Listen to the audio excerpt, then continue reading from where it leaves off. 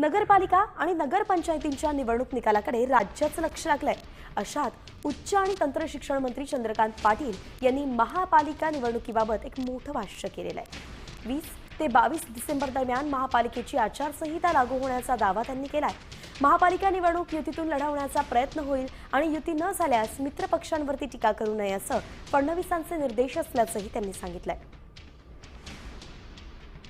90-92 ठिकाणी हा सर्वे आणि लोकल लिडरशिपचं मत मॅच होतं। 8 ठिकाणी जसं होतं की अरे काय सर्वे आहे, इथे हा कसा येईल, हा येईल, तसं उमेदवार अर्ज आणि उमेदवार निश्चितीचा फॉर्म्युला आम्ही ठरवला आणि साधारणतः 20-22 तारखेपासून आचारसंहिता लागल्यानंतर जसे जसे उमेदवार आमचे नक्की होतील तसे घोषित व्हायला सुरुवात होईल।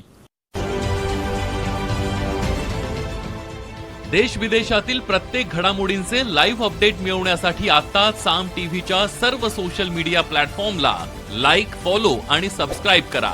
तसंच सर्व नोटिफिकेशनसाठी बेल आयकॉन प्रेस करायला विसरू नका।